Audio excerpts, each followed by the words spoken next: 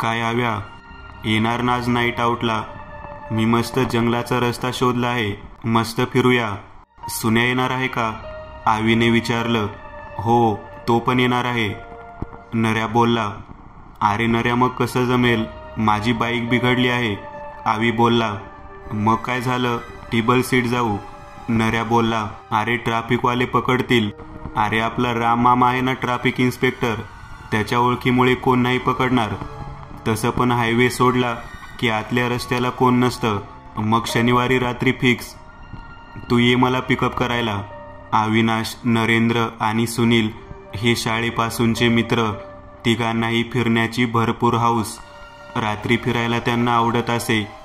शनिवारी रात्री निघायचं आणि रविवारी सकाळी पहाटे घरी यायचं, असा त्यांचा नित्यक्रम होता. तिघेही अविवाहित आणि नोकरी करणारे, त्यामुळे घरी पण कोणी काही बोलत नसत. रात्री निघायचं, धाब्यावर मस्त नॉनव्हेज खायचं. गुगल मॅपवरून आडमार्गाचे विरळ रहदारीचे रस्ते शोधायचे.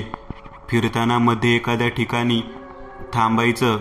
रात्रीच्या शांततेची, थंडाव्याची, चालण्याची मजा घ्यायची. थोड्या गप्पा मारायच्या आणि परत निघायचं, असा त्यांचा कार्यक्रम असायचा. लग्न झाल्यावर असं परत फिरता येणार नाही, ह्यावर तिघांचं एकमत होतं. शनिवारी रात्री नऱ्या बाईक घेऊन आवीच्या घराजवळ आला. मागे सुन्या बसला होता. आवी गेटवर तयारच होता. तिघही एकमेकांकडे बघून गोड हसले आणि निघाले. आज नऱ्याने थोडं लांबचं ठिकाण निवडलं होतं. त्या भागात ते कधी गेले नव्हते, त्यामुळे नऱ्या बाईक जरा जोरात चालवत होता. सुन्याने विचारले, कुठे जायचंय आज? माझा मोबाईल बघ, मी मॅप चालू केला आहे. मागे बसून रवी आणि सुन्या मॅप बघू लागले. मॅप बघून सुन्या बोलला, नऱ्या, लांबच आहे आजचं ठिकाण. जंगलाचा भाग दिसतो आहे, बरीच वळणं आहेत आणि ती पण काटकोनी. रस्ता चुकलो तर फिरत राहू. आवीने सुन्याच्या डोक्यात टपली मारली आणि बोलला, सुन्या येड्या, चुकू कसे? गुगल बाबा आहे ना आपल्याजवळ. नऱ्या आणि आवी हसू लागले. सुन्या पण कपाळाला हात मारत त्यांच्यात सामील झाला. तासाभरात ते त्यांच्या नेहमीच्या धाब्यावर पोहोचले. ढाबेवाला पण ओळखू लागला होता. त्याने त्यांच्याकडे बघत पोराला नॉनव्हेजची 3 ताटं लावायला सांगितलं. आवी बोलला, बॉस आज एक व्हेज थाळी दे ना, और 2 नॉनव्हेज. नऱ्या आणि सुन्या त्यांच्याकडे आश्चर्याने बघू लागले. आवी हसला आणि बोलला, अरे आज दुपारीच ऑफिसमध्ये पार्टी होती, भरपूर खाल्लं आहे, त्यामुळे आता जरा साधं. तिघं गप्पा मारत मस्त जेवले. थोडं थांबून ते निघाले. परत तासभर हायवेवर प्रवास करून झाल्यावर त्यांनी एक आतला रस्ता पकडला. जसजसं ते पुढे जाऊ लागले तसतशी वस्ती आणि रहदारी विरळ होऊ लागली. अजून अर्धा तास पुढे गेल्यावर कुठेच वस्ती दिसत नव्हती, ना एखादी गाडी रस्त्यावरून जात होती. जसं काय रस्त्यावर फक्त ह्यांचीच बाईक होती. रस्ता पण खराब होत चालला होता. आजूबाजूला मध्ये मध्ये दाट झाडी होती. नागमोडी वळणं चालू झाली. वळणं पण काटकोनात होती. समोरून एखादी गाडी येत आहे की नाही याचा अंदाज गाडीजवळ आल्याशिवाय येत नव्हता. पण दुसरं वाहन समोरून येत नसल्यामुळे त्यांना भीती नव्हती. आज जरा जास्तच अंधार वाटत आहे ना, नऱ्या बोलला. सुन्याने वर आभाळाकडे बघितलं आणि बोलला, आईच्या गावात आज अमावास्या आहे वाटतं. तिघांनीही वर बघितलं. आकाशात चांदणं नव्हतं आणि चंद्र पण दिसत नव्हता. आवी सुन्याच्या कानात ओरडला, भूत आलं. सुन्या थोडा दचकला आणि त्याने नऱ्याचा शर्ट मागून गच्च धरला. त्याच्या या कृतीला नऱ्या आणि आवी दोघंही हसू लागले. सुन्या थोडा ओशाळला आणि गालात हसू लागला. आता रस्ता अजून खराब झाला होता. रस्त्यात मोठे मोठे खड्डे होते. नऱ्याने स्पीड थोडा कमी केला होता. अचानक एक मोठा खड्डा आला आणि बाईक त्यात आपटून वर आली. जोरात हादरा बसला. तिघे पडता पडता वाचले. नऱ्याने कशी तरी बाईक सांभाळली आणि थांबवली. तिघे बाईकवरून खाली उतरले. 2 मिनिटांनी त्याने बाईक चालू केली. बाईक चालू झाली, पण पुढची लाईट चालू होत नव्हती. नऱ्याने लाईट बंद चालू करून बघितली, पण बल्ब हलकासा चालू होऊन परत बंद होत होता. नऱ्याने बाईक थांबवून मोबाईलच्या टॉर्चने बाईक चेक करायला सुरुवात केली. बल्बवर थोपटून बघितलं, पण लाईट काही चालू होत नव्हती. शेवटी पर्याय म्हणून सुन्याने मोबाईलचा टॉर्च चालू केला आणि त्याच्या प्रकाशात ते बाईकने पुढे जाऊ लागले. रात्रीचे 12 वाजून गेले होते. आजूबाजूला किर्र झाडी होती. डोळ्यात कोणी येऊन बोट घातलं तरी कळणार नाही असा अंधार होता. मोबाईल टॉर्चच्या प्रकाशात त्यांना आजूबाजूचं थोडंफार दिसत होतं. बाकी सगळीकडे काळाकुट्टा अंधार पसरला होता. त्यांच्या बाईकशिवाय कसलाही आवाज येत नव्हता. थंडीचे दिवस होते. कडाक्याची थंडी पडली होती. त्या थंडीमुळे तिघही कुडकुडत होते आणि एकमेकांना गच्च चिटकून बसले होते. समोरच त्यांना लाकडांच्या वखारीचा भाग लागला. वखार लाकडांच्या ओंडक्यांनी भरली होती. चोहूबाजूला लाकडी ओंडके होते. दोन्ही बाजूला कमरे एवढ्या उंच ओंडक्यांच्या रास लावलेल्या होत्या. प्रत्येक रासवर एक जण झोपला होता. दोन्ही बाजूला ठराविक अंतरावर बऱ्याच रास होत्या. सगळे मेल्यासारखे झोपले होते. आवी मागे बसला होता. त्याला सगळं व्यवस्थित दिसत होतं. बाईक हळूहळू पुढे जात होती. उजव्या हाताला एक काटकोनी वळण आलं तसं नऱ्याने बाईक स्लो केली आणि हळू टर्न घेतला. वळणावर रस्त्यापासून 8-10 फूट लांब एक मोठालं झाड होतं. त्या झाडाला टेकून एक माणूस उभा होता. बाईक त्याच्या बाजूने जाताना आवीने त्याला स्पष्ट बघितलं. चांगलाच 7-7.5 फूट उंच माणूस होता तो. पूर्ण पांढरा फटीक, पैलवान वाटावा असा. पांढरा शुभ्र आणि स्वच्छ सदरा आणि धोतर त्याने घातलं होतं. डोक्यावर पांढरी गांधी टोपी होती. हाताची घडी घालून आणि एक पाय गुडघ्यात दुमडून झाडाला रोवून तो उभा होता. तो तिघांकडेच बघत होता आणि त्याच्या चेहऱ्यावर भकास हास्य होतं. आवीने त्याच्याकडे एक हलकासा कटाक्ष टाकला आणि नऱ्याला बोलला, अरे तिकडे एक माणूस उभा आहे. त्याला विचारूया का की इकडे जवळपास एखादं गॅरेज आहे का?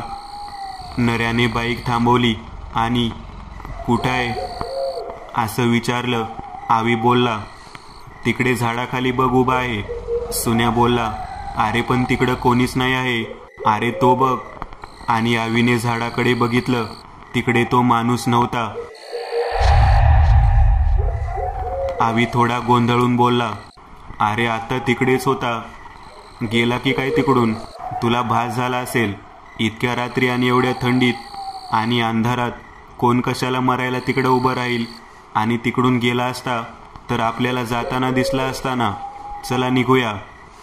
आवी काही बोलला नाही, पण त्याला खात्री होती की त्याने माणूस बघितला होता. तो भास नव्हता. नऱ्याने बाईक सुरू केली आणि तिघे मोबाईलच्या टॉर्चमध्ये पुढे निघाले. जरा पुढे गेल्यावर नऱ्या बोलला, सुन्या जरा गुगल मॅप बघ रे. आपण बरोबर चाललो आहे का? सुन्याने मोबाईल बघितला आणि जवळजवळ ओरडलाच, अरे नेटवर्क नाही आहे या भागात. मॅप दिसायचा बंद झाला आहे. तो मोबाईल हवेत इकडे तिकडे फिरवू लागला. कुठे रेंज मिळते का ते शोधू लागला, पण त्या भागात नेटवर्क नव्हतं. आता काय करायचा असा विचार तिघही करू लागली. शेवटी नऱ्या बोलला, मी मॅप बऱ्याच वेळा बघितला आहे. थोडं पुढं गेलं की आपलं ठिकाण येईल.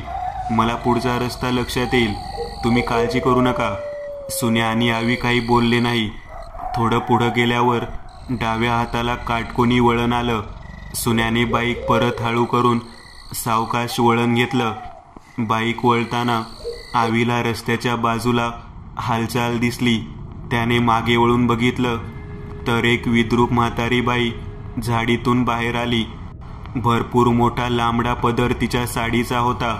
केस मोठे होते आणि त्याच्या जटा झाल्या होत्या.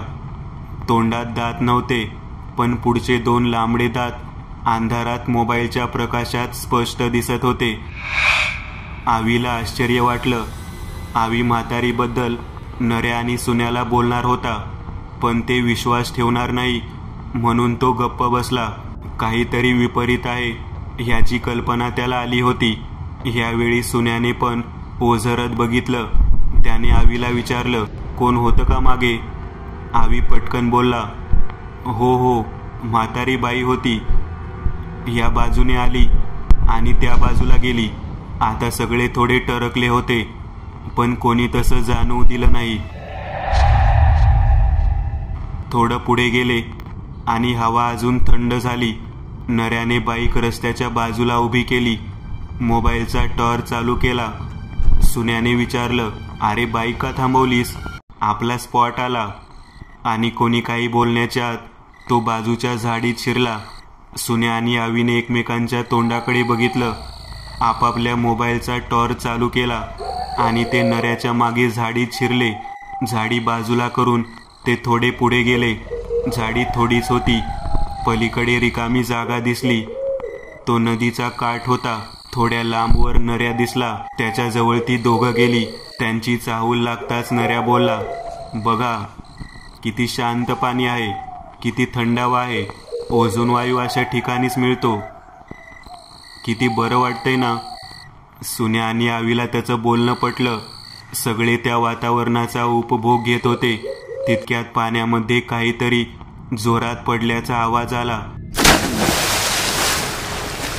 तिघही दचकून आवाजाच्या दिशेला बघू लागले.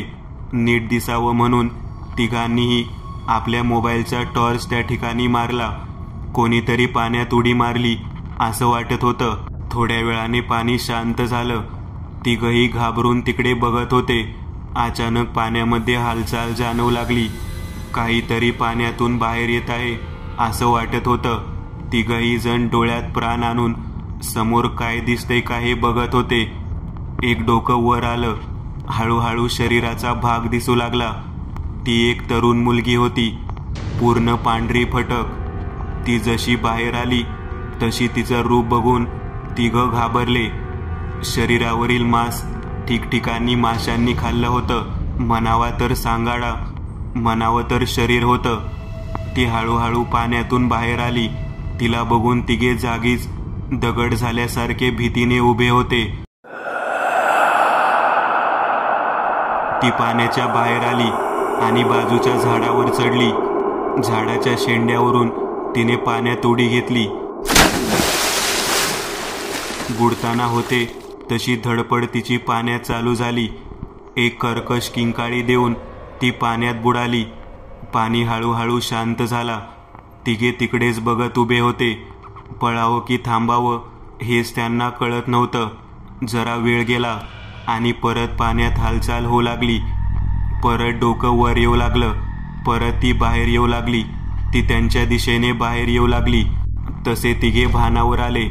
आवी हलकासा ओरडून बोलला, सुन्या, नऱ्या, पळा इथून. ते धावत बाईक जवळ आले. नऱ्या बाईक चालू करू लागला, पण बाईक चालू होत नव्हती. सुन्याने मागे वळून बघितलं. ती मुलगी चित्रविचित्र आवाज करत आणि हातवारे करत त्यांच्या जवळच येत होती. सुन्या ओरडायला लागला, नऱ्या बाईक चालू कर, ती येत आहे. नऱ्याने हलकसं मागे बघितलं आणि तो परत घाईघाईत बाईक चालू करू लागला. भीतीमुळे बाईक त्याला धड चालू करता येत नव्हती. शेवटी आवीने त्याला लांब करून किक मारली आणि बाईक चालू झाली. तिघे पटकन बाईकवर बसले. नऱ्याने बाईक जोरात पुढे नेली. आवीने मागे वळून पाहिलं. ती मुलगी मागे नव्हती. तिघांचा जीव भांड्यात पडला. कोणी कोणाशी बोलत नव्हतं. शेवटी नऱ्या बोलला, आपण आता परत घरी जाऊया. ते परत जाऊ लागले. रस्त्यात त्यांना तीच वकार परत दिसली. यावेळी ओंडक्याच्या राशीवर कोणी पण नव्हतं. सगळे गेले कुठे याचा आवी विचार करू लागला. अर्धा तास बाईक चालवल्यावर त्यांच्या लक्षात आलं की ते गोल गोल फिरत आहेत. ते फिरून फिरून त्याच ठिकाणी येत होते जिथून ते नदीच्या काठासाठी आत शिरले होते. ते परत तिकडे आले. ती मुलगी रस्त्याच्या कडेला खाली मान घालून तिकडेच उभी होती. त्यांनी घाबरून बाईक पुढे नेली. मागून कोणीतरी येत आहे असं वाटलं म्हणून आवीने वळून बघितलं तर ती मगाशी दिसलेली म्हातारी बाई उलटी पळत त्यांच्या बाईकच्या मागे येत होती. तिला बघून आवी ओरडला, नऱ्या, बाईक पळव, म्हातारी आली. तो काय सांगतो हे नऱ्याला कळेपर्यंत ती म्हातारी जोरात हसत उलटी पळत त्यांच्या अगदी बाजूने बाईकच्या पुढे निघून गेली. म्हातारी उलटी पुढे पळत होती आणि बाईक तिच्या मागे अशी स्थिती होती. नऱ्याने बाईक स्लो केली आणि टर्न घेतला आणि थोडं मागे गेला तर दूरवर त्याला ती मुलगी रस्त्याच्या मधोमध त्यांच्याकडे चालत येताना दिसली. नऱ्याने बाईक कचकन ब्रेक दाबून थांबवली. ते काय करायचं ह्याचा विचार करत असतानाच सुन्याचं लक्ष बाजूच्या झाडाकडे गेलं. त्या झाडाखाली तोच उंच माणूस हाताची घडी घालून त्यांच्याकडे बघत विकृत हसत उभा होता. त्याच्या मागे मगाशी ओंडक्याच्या राशीवर झोपलेली सगळी माणसं होती.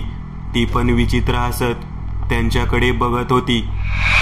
पुढे जावं तर मुलगी, मागे जावं तर म्हातारी आणि थांबावं म्हटलं तर हा माणूस आणि ती सगळी माणसं त्यांच्या जवळच उभी होती. असं वाटत होतं की त्यांच्या तडाक्यात तिघं सापडली आहेत. ते तिघे तिकडेच थांबले होते. नऱ्या समोरून येणाऱ्या मुलीकडे बघत होता. सुन्या बाजूला जवळच उभा असणाऱ्या माणसाकडे तर आवी लांबून उलटी पळत येणाऱ्या म्हातारीकडे बघत होता. तिघही बर्फासारखे एका जागी गोठले होते. अचानक आवीला विरुद्ध दिशेला एक रस्ता दिसला.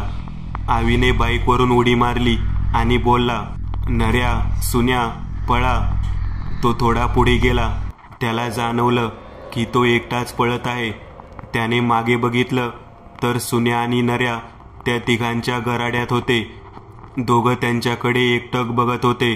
आवीने ओरडत रडत हाका मारल्या, सुन्या, नऱ्या, इकडे या.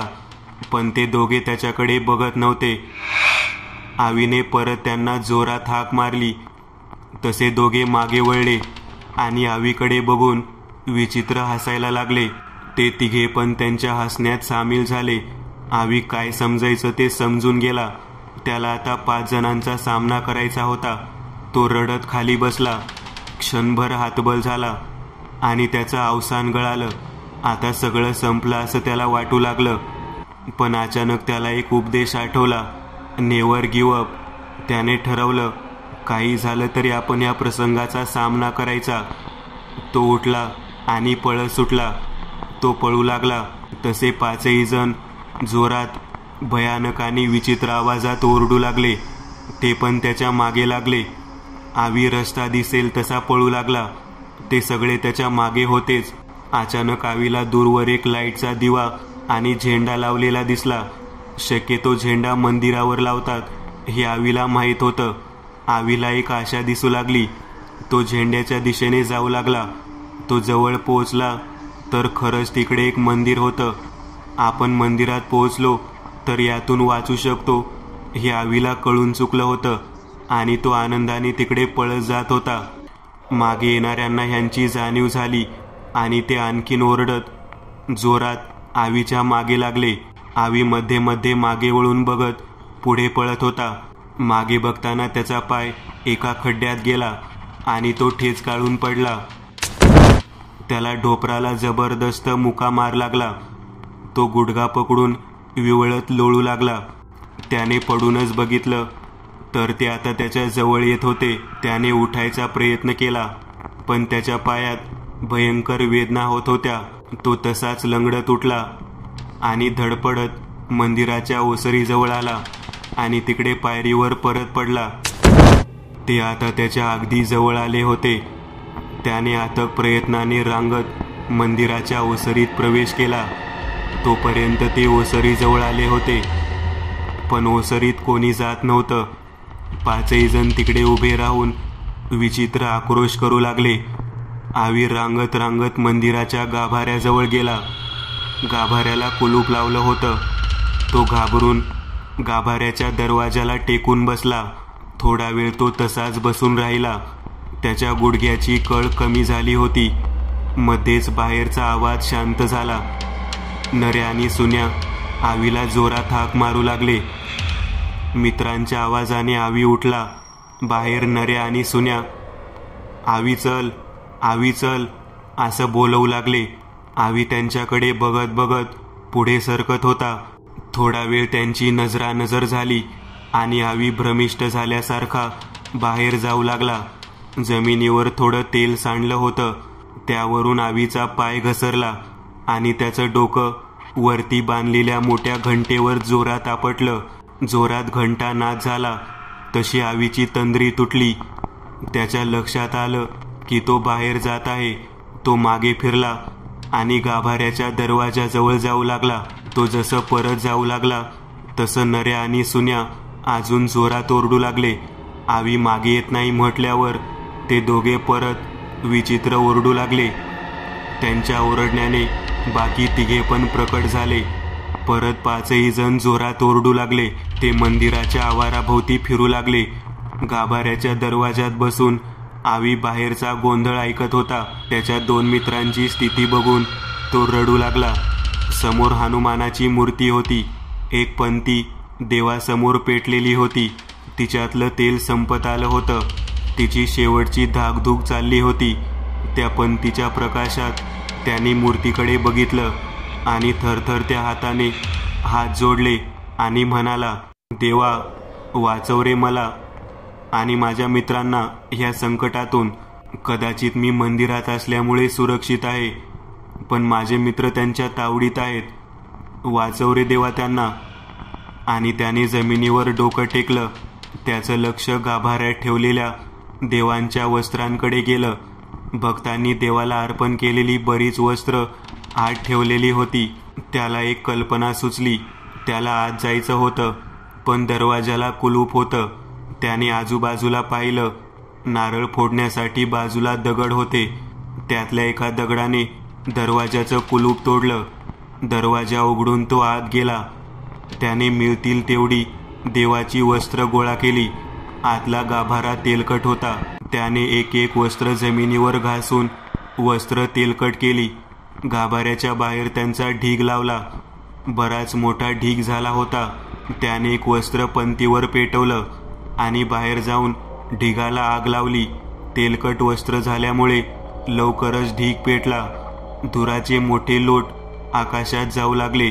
आवी धडपडत गाभाऱ्याच्या आत जाऊन बसला. समोर आगीचा लोळ बघता बघता त्याला भोवळ आली. तो तिकडेच खाली कोसळला. आवीला जाग आली. त्याने डोळे उघडले. समोर दाढी मिशा वाढलेला माणूस उभा होता. त्यांना बघून रात्रीचा प्रसंग त्याला आठवला आणि घाबरून तो पळायचा प्रयत्न करू लागला. 4-5 जणांनी त्याला धरलं आणि सावरलं. आवी ओरडू लागला, सोडा मला, लांब व्हा. माझे मित्र कुठे आहेत? त्यांना तुम्ही काय केलं? त्याला शांत करत तो दाढी मिशीवाला माणूस बोलला, शांत हो पोरा, हे ग्रामीण हॉस्पिटल आहे. मी हनुमान मंदिराचा पुजारी आहे. काल उत्तर रात्री मंदिरातून धुराचा लोट येताना बघून मी आणि गावकरी मंदिरात आलो. तेव्हा तुझे मित्र मंदिर आवारात विचित्र ओरडत जमिनीवर तडफडताना दिसले. हा साधा प्रकार नाही हे माझ्या लक्षात आलं. मी मंतरलेलं शेंदूर तुझ्या मित्रांच्या कपाळाला फासला. तसे ते शांत झाले. तू गाभाऱ्यात मूर्तीसमोर बेशुद्ध पडला होता. मी फोन करून ॲम्ब्युलन्स बोलावून घेतली आणि तुला मग इकडे हॉस्पिटलमध्ये घेऊन आलो. तुझ्या पायाला जबर मुकामार लागला आहे, त्यामुळे तो सुजला आहे. डॉक्टर बोलले 4-5 दिवसात सूज कमी होईल. तुमचे फोन वाजत होते. तुमच्या घरच्यांचे होते. त्यांना मी इकडचा पत्ता दिला आहे. ते निघाले आहे तिकडे यायला.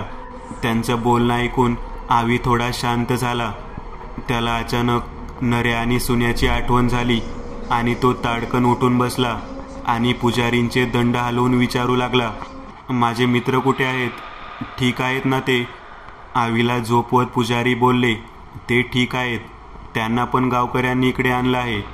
ते सकाळी शुद्धीवर आले आहेत आणि बाहेर बसले आहेत. एक जण त्यांना बाहेर जाऊन बोलावून आला. सुन्या आणि नऱ्या आत आले. ते व्यवस्थित आहे हे बघताच आवी आनंदाने रडू लागला. दोघांनी आवीला मिठी मारली आणि ते पण रडू लागले. थोड्या वेळाने तिघांच्या घरचे तिकडे येऊन पोहोचले. दुपारी ते सगळे घरी जायला निघाले. जाताना मंदिरात जाऊन पुजारींना भेटून निघूया असं ठरलं. सगळे मंदिरात गेले. त्यांनी हनुमानाचं दर्शन घेतलं. पुजारींनी त्यांना रात्री काय काय घडलं ते विचारलं. त्यांनी रात्री कधी निघालो, काय जेवलो ह्याची इत्थंभूत माहिती दिली. सगळ्यांनी आपले अनुभव सांगितले. आवीने मंदिरात काय घडलं ते सांगितलं. सगळं ऐकून झाल्यावर पुजारी बोलले, नशीबवान आहात तुम्ही सगळे, म्हणून ह्यातून वाचलात. नशीब कोणाच्या जीवावर बेतलं नाही. ते काल मोठी अमावस्या होती. त्यांच्या फेऱ्यातून नशिबाने तुमची सुटका झाली. वकारीजवळ उभा असणारा माणूस, ओंडक्याच्या राशींवर झोपलेली माणसं, उलटी पळणारी म्हातारी, परत परत पाण्यात जीव देणारी मुलगी, ही सगळी पिशाची होती. कदाचित कधी काळी ती तडफडून मेलेली असतील. अशी अतृप्त पिशाच भरपूर घातक असतात. तुमच्या बाईकची हेडलाईट बंद होणं, मोबाईलचं नेटवर्क जाणं, हा त्यातलाच एक भाग होता. बाबा, मला आणि सुन्याला नंतर काय झालं ते आठवत नाही. कदाचित आम्ही भ्रमिष्ट झालो होतो, पण आवीला कसं काही झालं नाही. आवी मंदिराच्या आवारात होता. ते मंदिराच्या आवारात येऊ शकत नव्हते. त्यांची शक्ती मंदिर परिसरात चालत नव्हती, म्हणून आवीला बाहेर बोलवण्याचे प्रयत्न सुरू होते. तुम्ही मांस खाल्लं होतं, म्हणून तुमच्यावर असर पटकन झाला. तुम्ही भ्रमिष्ट झालात, पण आवीने मांस खाल्लं नव्हतं. आवी पण भ्रमिष्ट होता होता वाचला. तो घंटेला आपटला नसता तर काही खरं नव्हतं. त्याच्या जीवाला जास्त धोका होता, पण त्याने आत्मबल गमावलं नाही. हिमतीने एकटा प्रतिकार करत राहिला. त्याने लावलेल्या आगीच्या धुरामुळे आम्हाला एक प्रकारचा धोक्याचा संकेत मिळाला, म्हणून आम्ही वेळेवर आलो. नाहीतर तुमच्या दोघांचं काही खरं नव्हतं. एकतर तुम्ही त्या स्थितीत जीव दिला असता, नाहीतर तुम्ही मानसिक संतुलन कायमचे हरवून बसला असता. असे रात्री अपरात्री अनोळख्या ठिकाणी फिरू नका. काळजी घ्या. जय श्रीराम. सगळ्यांनी हात जोडून देवाच्या नावाचा जयघोष केला. पुजाऱ्यांचे आभार मानले आणि ते घरी परत निघाले. मित्रांनो, आज पुरतं एवढंच. तुम्हाला जर काही गोष्ट आवडली असेल तर नक्की लाईक करा. तुमच्यापैकी बरेचसे जण व्हिडिओ लाईक न करताच पळून जातात, पण हा जर व्हिडिओ तुम्ही लाईक केला तर मला जरा बरं वाटेल आणि असेच भारी भारी व्हिडिओ बनवायची माझ्यात एनर्जी येईल. त्यामुळे नक्की लाईक करा. आणि अजूनही कोणी या चॅनलला सबस्क्राईब केलेलं नसाल तर लगेच सबस्क्राईब करून टाका. आणि बाजूची घंटी ती मात्र दाबायला विसरू नका. देवाची घंटी आहे ती. चला तर मग पुन्हा भेटूया अशीच एक आगळी वेगळी गोष्ट घेऊन पुढच्या